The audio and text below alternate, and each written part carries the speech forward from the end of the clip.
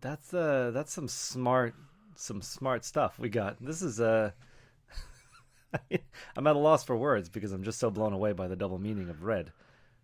See, and the streets are running red with our blood because and communism because of our own not accepting of communism. I'm confused a little bit about communism. Are we supposed to accept? Is that supposed to be like something that we would appreciate?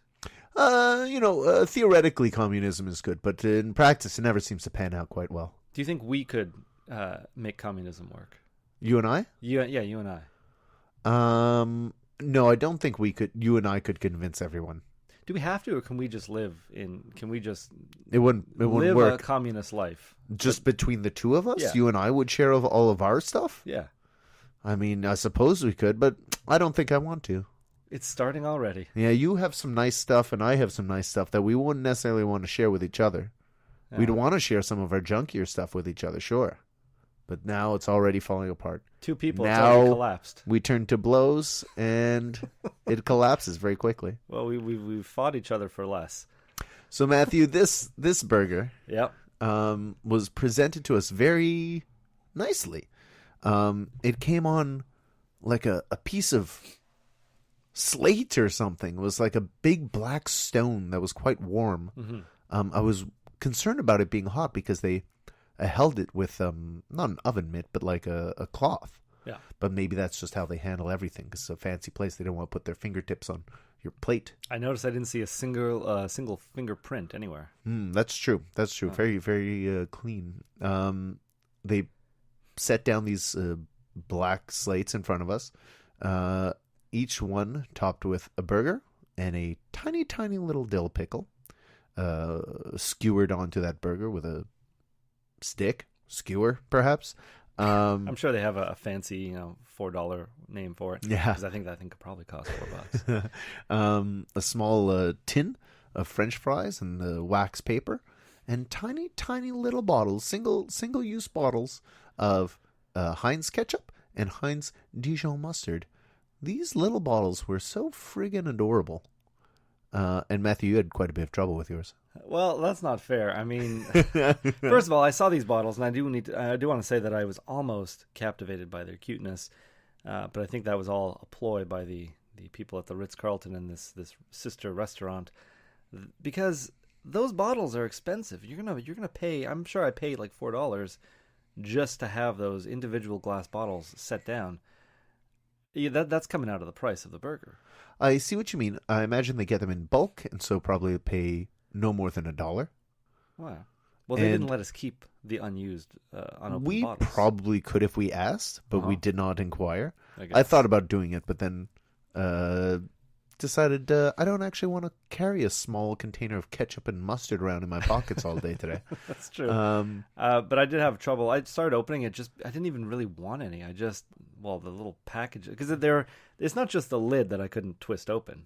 It was this little bit of plastic. The plastic that keeps kept the it lid down. on, the seal. Yeah. And so I start to pick at one, and then the waiter says, "Oh, would you like some help with that?" And I told him, "No, I'm okay. I'm gonna get this." And I keep doing it. He starts to walk away, and he turns back, sees I still haven't gotten it, and be like, "Well, let me help you. Your burger's gonna get cold by the time you open it." And Which is kind of hilarious, that the idea that like you might spend the next 5 minutes working on this while your burger gets cold. I think he just wanted to insist that he take care of it because this is the Ritz. But he didn't offer you. He didn't offer his help to you. I didn't make an effort to open my ketchup, and he probably took a look at me and took a look at you and said, "That looks like a man who knows how to open a bottle of ketchup." If you Meanwhile, you were picking at it with your bit up no fingernails, and you could tell that you'd just be using your stumpy little fingertips.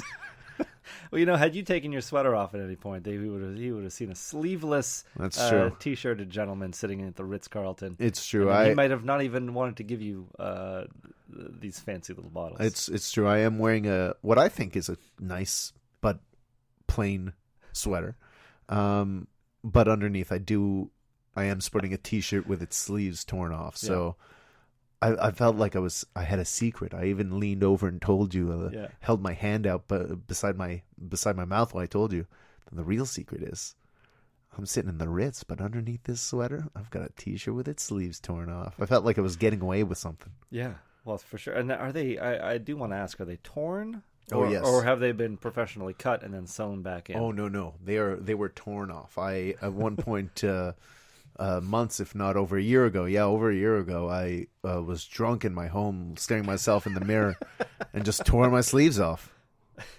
like the Incredible Hulk. More like a drunken fool. Okay. All right, let's get into another one of these spooky stories. Sure. Matthew, you want to dig into your pile? Yeah. Digging into the pile. Here we go. Cue card number 1. Oh, this is a good one. And...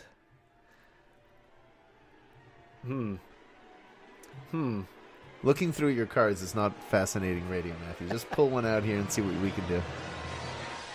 The horrible history of Kevin Agostino.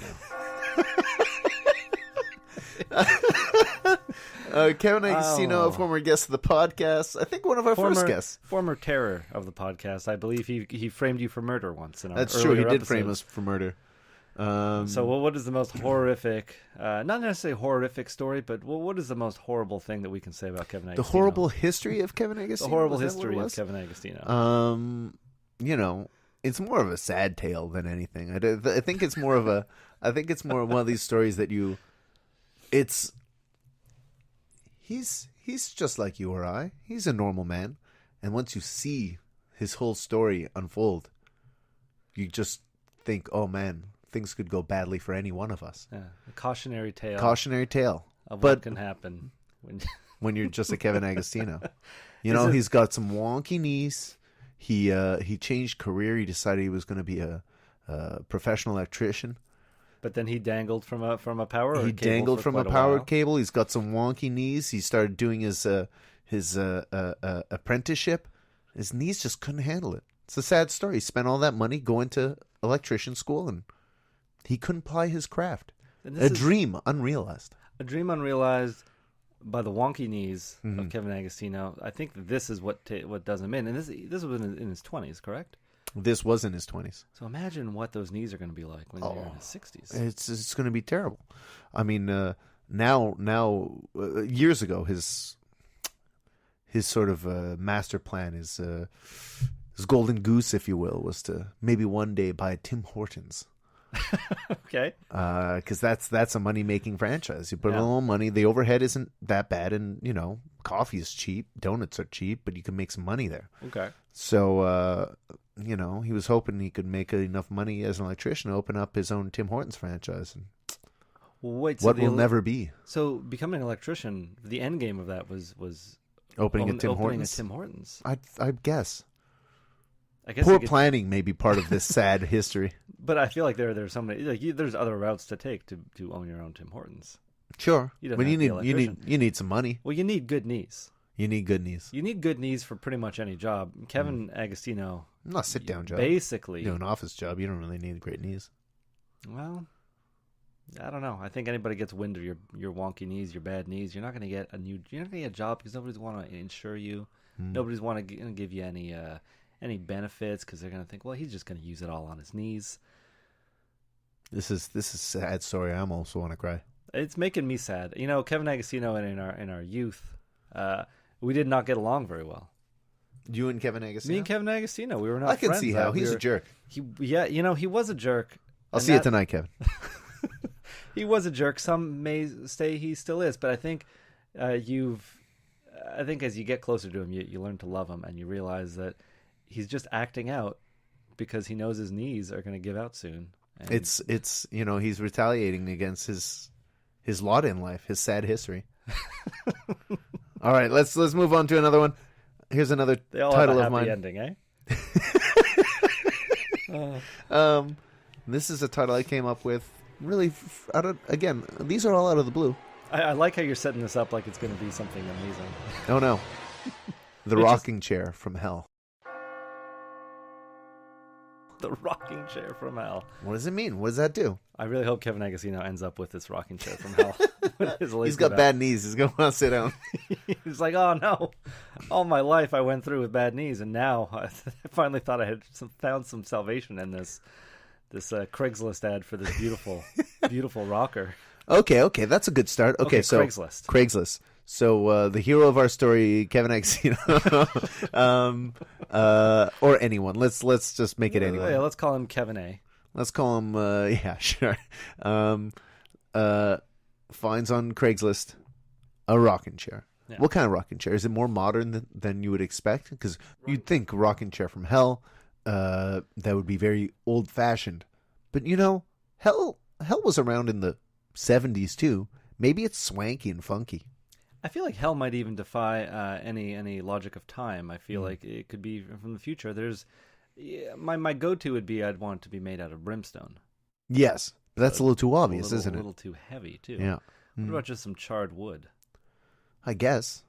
It seems brittle, but no, I think it would have to be very alluring. Yes, because something that looks very comfortable. Yeah, maybe leather. Oh, so are we talking like a recliner, like a lazy boy? Because I was thinking something rigid and hard, like it just. Me too, but it could still have like leather cushions. Okay, so leather, little leather cushions on the armrest for your butt, for your back, maybe your head. Okay, so this thing is being given away for free, I imagine. Yeah, let's say that. Oh no, better yet, he just finds it on the street. Finds it on the street. Okay. Oh, and then that tempting. Well, should I steal this garbage? Yeah, he sits down. Or is there a reason why it's been cast away? Yeah. Such a beautiful, tempting chair. Yeah, he looks at the grain of the wood.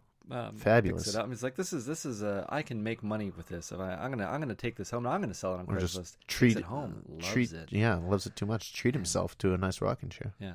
Now, is this going to be a supernatural story, or is this just a story of someone who sits down and kind of never gets back up again? Just lets their whole life. That's still kind of supernatural in a way, isn't it? Yeah. Oh, not they can't get back up again. They just spends the rest of his life on the rocking chair. Yeah. It's no, I want something more supernatural than that.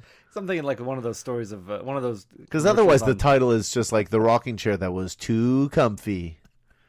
Do you remember that commercial for depression where some guy is sitting on a chair inside his apartment and the phone rings and he doesn't answer, and then his friend comes to the door and is knocking. He's like, John, I could see you in there. John, why aren't you? And this guy's just like grabbing his head and trying to bury his feelings away. It could be a situation like that, but I always thought, like, yeah, of course this guy doesn't want to see you. Like, he didn't answer the phone. He just wants to be left alone. Yeah, but that could be a sign of depression. Yeah, but sometimes maybe John is very depressed. Sometimes it's just like, oh man, I just wanted a date on my own. Yeah, sometimes and then you hide from the window, but when they see you, it doesn't mean you're depressed all the time.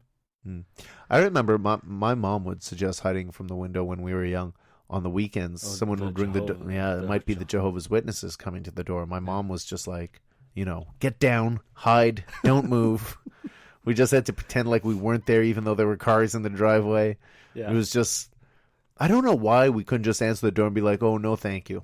Because the persistent. We already have religion in our lives. I've opened the door a few times to the Jehovah's Witnesses and said, no, thank you. And they were like, well, let me just show you this watchtower. And they would start talking about it, and they'd put their foot in the door, and then they'd step in a little bit. Oh, no. It's like, oh, it's cold. I thought they were like, get out of the cold. I thought they were like vampires. They couldn't get in without being invited in. Yeah, but it all happened so fast. You never know what happened. I like when my doorbell rings and I'm not prepared. Sometimes I just take my shirt off and run down and be like, I'm in the middle of something.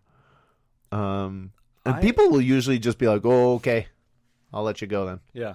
I've found in my later years that I will not answer the phone or answer the door unless I'm expecting something. So if the doorbell rings, I will usually just hide. I'll walk very quietly to the window to see if I can see a car or what's out there. But if I'm not expecting anything, there's no loss. If I'm expecting a package, I'll go down. If I'm expecting a phone call and it's an unknown But what if you're getting a package because someone is sending you a surprise gift? Well, then it'll go to the post office. I don't, why invite the possibility of disaster? Don't you have a little buzzer? Can't you just be like, hello? Yeah, but then that's admitting that I'm home. Yeah. And then you just say, I can't come to the door. Leave it there. Or whatever, right? Yeah. Or if they're like, oh, can you let me in? I'd like to discuss something. You go, no. You don't even have to see them face to face. It's much easier. Yeah, well, that's the thing. I can't just say no to somebody. I always say yes. And that's the tale of the haunted rocking chair. wait. Let's go back a little bit to the haunted rocking chair. You're rocking in this chair. Yeah. I think the thing is that you rock in this chair.